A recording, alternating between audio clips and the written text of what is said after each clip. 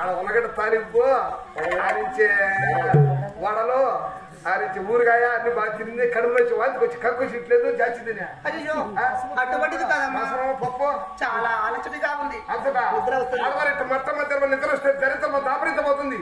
ఏదో కీడు జరగబోతుంది. ఆడవారు పట్టపోకుండా నిద్రపోకూడదు. నా మాట మేలుకో. ఆడవారా దరిద్రం నిద్రపోతే పగటి పూట నిద్రపోకూడదు. మొగలు మీద నిద్రపోవచ్చు. మళ్ళా ఆడవాళ్ళు నిద్రపోకూడదు. తినమ్మా ఆడవారు ఎవరికి కూడా పగటి పూట నిద్రపోకూడదంట.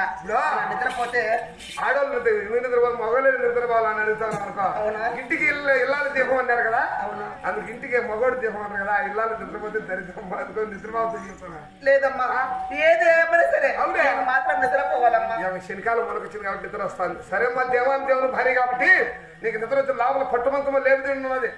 ఆ ఊరు ఆ ఊరు తెచ్చాడు. అయినా కానీ చల్లగా పవనించుకుని నీకు ఎప్పుడు వెనకొచ్చి ఎప్పుడు రాబో ఎక్కడ లోపల అలాగే పాట పాడుతున్నామ్మా. ఏంటి పాట పాట పాడితే నిద్ర వచ్చేస్తుంది. ఏం పాట? ఆరోగ్యానికి రచాయిస్తుంది అయిపోయిందా? ఆరోగ్యానికి రచాయిస్తుంది అయిపోయింది. పాట పడుతుందా? అక్కడ నువ్వు పాట పాడితే నిద్ర వచ్చేస్తుంది. పాట పాడు. మాడి చెట్టు మీద కోయిలమ్మ. మాడి చెట్టు మీద కోయిలమ్మ. నాకు తెలిసింది అర్థం కాలా